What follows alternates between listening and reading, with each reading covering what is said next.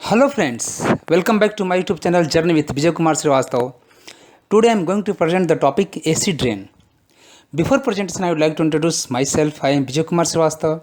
I have completed M.Sc Agriculture with a specialization in Agronomy from Pant University of Agriculture and Technology, Pantnagar in 1996. So let's move to the presentation. Acid rain.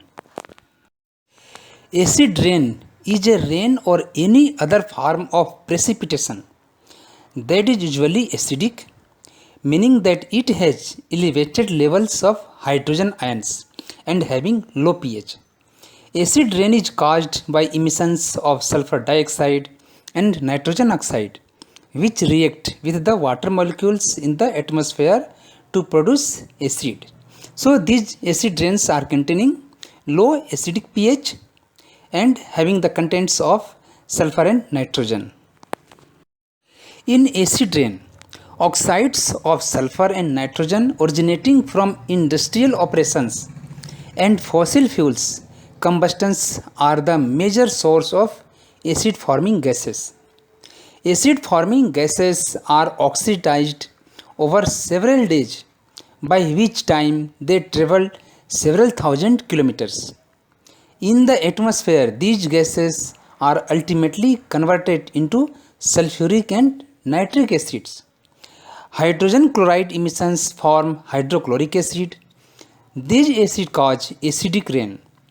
Acid rain is only one component of acidic deposition.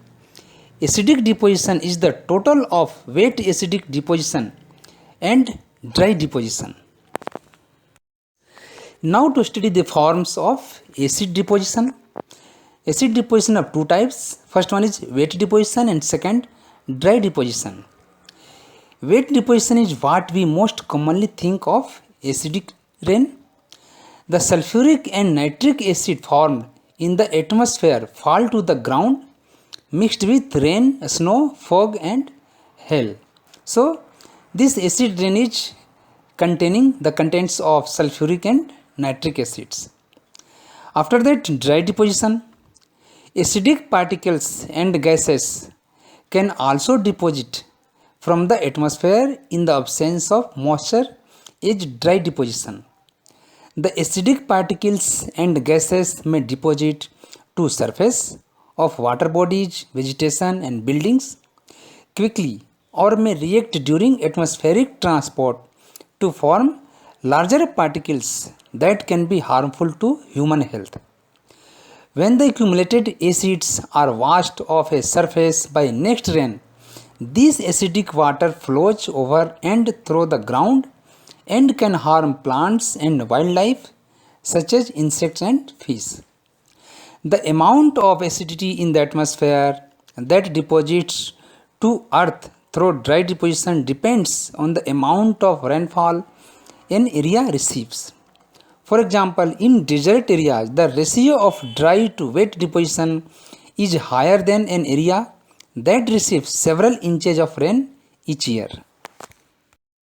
Now to study the acid rain pathway. This image is showing the illustrated pathway for acid rain in our environment.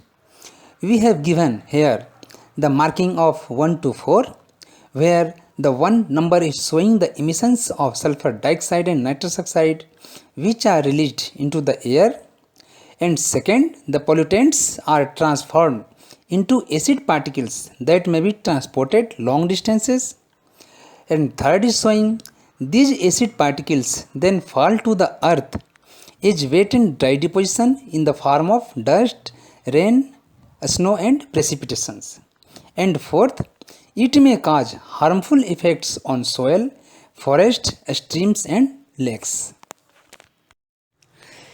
Here to study to measure the acid rain.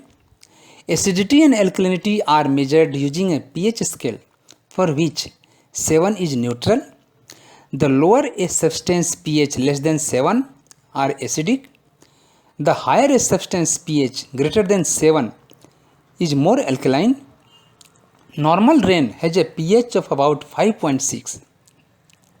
It is slightly acidic because carbon dioxide dissolves into it forming weak carbonic acid. Acid rain usually has pH between 4.2 to 4.4. Unlike wet deposition, dry deposition is difficult and expensive to measure.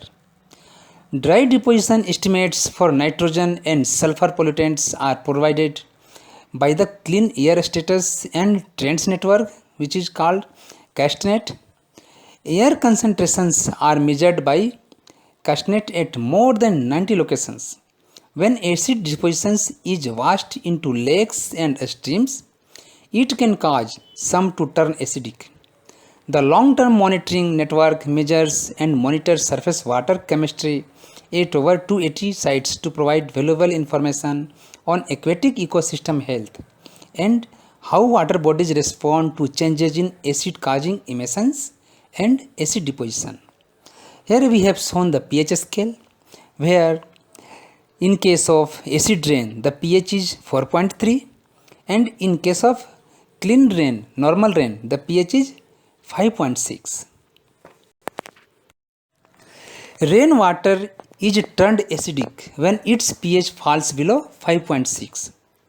In fact, clean or natural rainwater has pH of 5.6 at 20 degrees centigrade because of formation of carbonic acid due to dissolution of carbon dioxide in water. In case of acid rain, this pH is 4.3. The strong acids like sulphuric acid and nitric acid dissolve or form in rainwater, dissociate or release hydrogen ions, thereby increasing the acidity in raindrops. The Adirondack Lake located in the state of New York are known to receive acid rains. In India, acid rain is recorded from certain places like Kodai Canal, where the pH of rainwater is 5.18. In Minicoy, the pH is 5.52, and Mohanbari, the pH of rainwater is 5.5. Generally, sulfuric acid forms a major fraction of acid rain, followed by nitric acid and a very small fraction of other acids.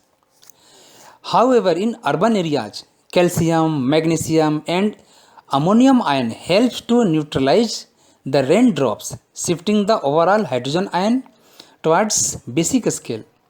The overall pH of any raindrop is due to the net effect of carbonic acid, sulfuric acid, nitric acid and other acidic constituents or any neutralizers such as ammonia. In the absence of rains, dry deposition of acid may occur. Acid forming gases like oxides of sulfur and nitrogen and acid aerosols gets deposited on the surface of water bodies, vegetation, soil and other materials. On moist surface or in liquids, these acid forming gases can dissolve and form acids similar to that formed in acid rain. If the oxidizers are present on the liquid surfaces, then these gases undergo oxidation to form acids. Fine particles or acid droplets can act as nuclei for water to condense to form acid droplets. By such process, sulfuric acid is incorporated into the droplets. In the clouds, additional sulfur dioxide and nitrous oxide contact the droplets and get absorbed, which can be oxidized by the dissolved hydrogen peroxide or other oxidizers. In the droplets falling from the clouds, additional acidic gases and aerosols particles get incorporated, further decreasing their pH. A unit decrease in pH value causes 10 times increase in acidity. Now to study the effects of acid rain. Acid rain causes a number of harmful effects having the pH below 5.1. The effects are visible in the aquatic system even at pH less than 5.5. It causes deterioration of buildings, especially made of marble, like monuments, Taj Mahal. Crystals of calcium and magnesium sulfate are formed as a result of corrosion caused by acid rain. Acid rain damages stone statues. Priceless stone statues in Greece and Italy have been partially dissolved by acid rain. Acid rain damages metals and car finishes. Aquatic life, especially fishes, are badly affected by lake acidifications. Aquatic animals suffer from toxicity of metals such as aluminium, mercury, manganese, zinc and lead, which leak from the surrounding rocks due to acid rain. It results in reproductive failure and killing of fish. Many lakes of Sweden, Norway, Canada have become fishless due to acid rain. Acid rain damages foliage and weakens trees. It makes trees more susceptible to stresses like cold, temperature, drought, etc. Many insects and fungi are more tolerant to acidic conditions and hence they can attack the susceptible trees and cause diseases. Acid rain can be extremely harmful to forests.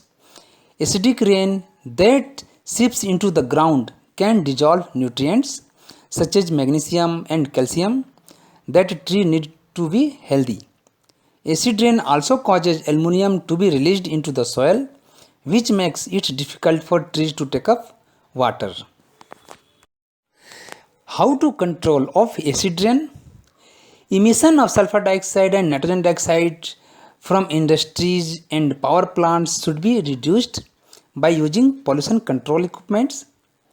Liming of lakes and soils should be done to correct the adverse effect of acid rain. A coating of protective layer of inert polymer should be given in the interior of water pipes for drinking water. So this presentation was all about acid rains. Hope this will be useful to all of you. Now my presentation ends here.